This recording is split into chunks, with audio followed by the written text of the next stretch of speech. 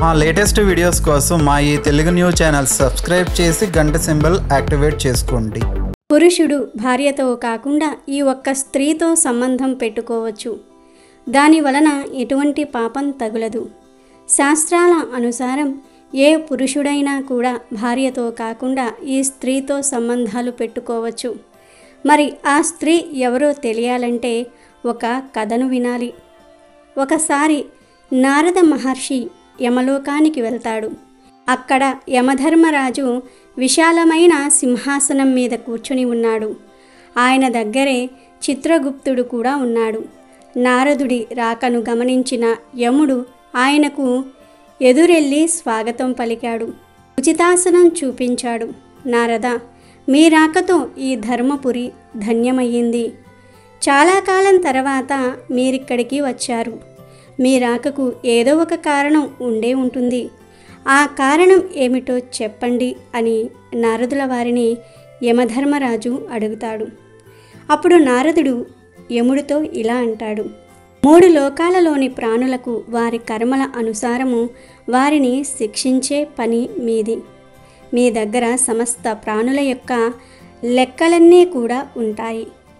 పాపాత్ములను మీరు నరకలోకానికి పంపిస్తారు. పుణ్యాత్ములను స్వర్గంలోనికి పంపిస్తారు. సమస్త ప్రాణుల యొక్క పాపపుణ్య కర్మ ఫలితాలు మీ దగ్గర ఉన్నాయి. నేను మీ దగ్గరకు ఒక విచిత్రమైన ప్రశ్నను తీసుకుని వచ్చాను. మీరే ఈ ప్రశ్నకు సమాధానాన్ని చెప్పండి అని అడుగుతాడు. అప్పుడు యముడు ఆ ప్రశ్న ఏమిటో నిస్సంకోచంగా నన్ను అడగండి అని యముడు అంటాడు. అప్పుడు నారదుడు, యమరాజా, ఒక పురుషుడు వివాహం చేసుకున్న భార్య ఒక్కదానితోనే సంబంధాలు పెట్టుకోవాలా, లేదా వేరే స్త్రీలతో కూడా సంబంధాలు పెట్టుకోవచ్చా? ఎందుకంటే ఈ రోజుల్లో చాలామంది భార్య ఉన్నా కూడా పరస్త్రీలతో అక్రమ సంబంధాలు పెట్టుకుంటున్నారు. ఇది పాపం కదా. అటువంటి మనుషులకు నరకంలో శిక్షలు వెయ్యరా? ఈ విషయంలో శాస్త్రం ఏం చెప్తుంది? పురుషుడు అనేక వివాహాలు చేసుకోవచ్చా? ఈ ప్రశ్నలకు మీరు సమాధానాలు చెప్పండి అని నారదుడు యముణ్ణి వినయంగా అడుగుతాడు. అప్పుడు యముడు నారదుడితో, సమస్త మానవ కళ్యాణం కొరకు మీరు చాలా మంచి ప్రశ్నను అడిగారు. ఈ ప్రశ్నలకు సమాధానం తెలియాలంటే ఈ కథను చెప్తాను, వినండి. ఈ కథలోనే మీరు అడిగిన ప్రశ్నలన్నిటికీ కూడా సమాధానాలు లభిస్తాయి గనుక ధ్యాస పెట్టి ఈ కథను వినండి అని ఇలా చెప్పటం మొదలు పెడతాడు. నారద, ప్రాచీన కాలంలో మధ్యదేశంలో మహిష్మతి అనే ఒక అత్యంత శోభాయమానమైన నగరం ఉంది. ఆ నగరానికి రాజు ధర్మపాలుడు. ధర్మపాలుడు న్యాయాన్ని ప్రేమిస్తూ ఉండేవాడు. ఆ రాజ్యంలోని ప్రజలందరూ కూడా ఆయన న్యాయ పరిపాలన వలన చాలా సంతృప్తిగా ఉన్నారు. రాజుగారు రాజ్యంలోని ప్రజలను చక్కగా చూసుకుంటూ ఉండేవారు. ప్రజల యొక్క అన్ని అవసరాలను కూడా చాలా జాగ్రత్తగా తీరుస్తూ ఉండేవారు. రాజుగారికి సుకన్య అనే ఒక భార్య ఉంది. ఆమె చాలా అందంగా ఉండేది. అత్యంత గుణవంతురాలు, పతివ్రత స్త్రీ. ధర్మపాలుడు మరియు సుకన్య ఇద్దరు దయాగుణం కలిగిన వారు. వారు చాలా యజ్ఞాలను, దాన ధర్మాలను, అనుష్ఠాలను చేసేవారు. వారి రాజ్యంలో అన్నీ ఉన్నాయి, కానీ ఒకే ఒక్క కారణం వలన రాజు, రాణి, రాజ్యంలోని ప్రజలు బాధపడుతూ ఉండేవారు. ఆ కారణం ఏమిటి అంటే రాజుగారికి సంతానం లేదు. దాని వలన రాజుగారు ఎప్పుడూ దిగులుగా ఉండేవారు. ప్రజలు కూడా రాజు బాధను చూడలేకపోయేవారు. ఎన్ని ప్రయత్నాలు చేసినా రాజుగారికి సంతానం కలుగలేదు.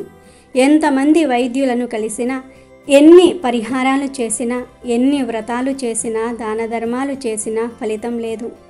ఒకరోజు ప్రజలందరూ రాజు దగ్గరకు వచ్చి, మహారాజా, మీరు పుత్ర ప్రాప్తి కోసం ఇంకొక వివాహం చేసుకోండి అంటారు. కానీ రాజు మాత్రం ప్రజలు చెప్పిన మాటలను వినలేదు. రాజుకు సుకన్య మీద చాలా ప్రేమ ఉంది. అందువలన రాజుగారు తన భార్య మనసును బాధ పెట్టాలని అనుకోలేదు. అంతేకాదు, రాజుకు శాస్త్రాల మీద కూడా చాలా గౌరవం ఉంది. శాస్త్రాల ప్రకారం ఏ పురుషుడైనా ఒకే స్త్రీతో తన జీవితాన్ని పంచుకోవాలి. భార్య ఉండగా ఎప్పుడూ పరాయి స్త్రీల వద్దకు వెళ్ళకూడదు. ఒక పురుషుడితో కలిసి ఇద్దరు స్త్రీలు సుఖంగా ఉండలేరు. ఏ పురుషులైతే భార్య ఉండగా ఇతర స్త్రీలతో సంబంధాలు పెట్టుకుంటారో వారికి ఘోర పాపం తగులుతుంది. ఖచ్చితంగా అలాంటి వారు నరకానికి వెళ్తారని రాజు నమ్మేవాడు. అందుకే రాజు రెండవ వివాహాన్ని చేసుకోవాలని అనుకోవట్లేదు. ఒకరోజు ప్రజలందరూ రాణి దగ్గరకు వెళ్ళి ఆమె మీద ఆగ్రహాన్ని చూపుతారు. రాజును రెండవ పెళ్లి చేసుకోకుండా ఆమె ఆపుతుందని తిడతారు. అప్పుడు రాణి సుకన్య కూడా ప్రజల యొక్క బాధను అర్థం చేసుకొని రాజుగారి దగ్గరకు వెళ్ళి, స్వామి, మీరు దయచేసి రెండవ వివాహాన్ని చేసుకోండి. మన రాజ్యానికి భవిష్యత్తులో యువరాజు అవసరం ఉంది అని అంటుంది. కానీ రాజు మాత్రము రాణి చెప్పినా కూడా రెండవ వివాహానికి అంగీకరించడు. రాజు రాణితో ఇలా అంటాడు, ప్రియతమ, నేను రెండవ వివాహాన్ని చేసుకుంటే పెద్ద పాపాన్ని చేసిన వాడినవుతాను. నరకానికి వెళ్ళవలసి వస్తుంది. అదంతా కాదు, అసలు నేను రెండవ పెళ్లి చేసుకుంటే నువ్వు సంతోషంగా ఉండగలవా అని అడుగుతాడు. అప్పుడు రాణి రాజుతో, మీ సంతోషంలోనే నా సంతోషం ఉంది. నేను నా సవతిని నా సోదరిగా భావించి ప్రేమిస్తాను. మీరు ఈ విషయంలో మాత్రము ఏమీ భయపడవద్దు. మీరు రెండవ పెళ్లి చేసుకున్నా నేనేమీ దుఃఖపడను. మీరు ఇంకొక వివాహం చేసుకోండి, నేను అనుమతి ఇస్తున్నాను అంటుంది. అప్పుడు మహారాజు గారు, దేవి, ఈ పాపాల నుండి నన్ను ఎవరు కాపాడుతారు? ఒక స్త్రీ ఉండగా ఇంకొక స్త్రీతో సంబంధం పెట్టుకోవటం వలన నాకు అంటే పాపం నుండి నన్ను ఎవరు రక్షిస్తారు? ఆ పాపానికి ముక్తే లేదు. నేను అటువంటి ఘోరమైన తప్పు చేయాలని అనుకోవటం లేదు అని చెప్తాడు. ఈ సంభాషణను అంతా కూడా రాజుగారి పితృదేవతలు వింటూ ఉంటారు. వారు వారి పుత్రుడు చేసే ఈ పనులకు ఎంతో బాధపడతారు. మహారాజుకు సంతానం కలగకపోతే కుల వినాశనం జరుగుతుంది అని బాధపడుతూ ఉంటారు. ఒకసారి పూర్వీకులందరూ కూడా మహారాజు గారి కలలోనికి వచ్చి మహారాజుతో ఇలా అంటారు, బాబు, మీ కారణంగా మాకు దుర్గతి పడుతుంది, మన కుల వినాశనం జరుగుతుంది అని అంటారు.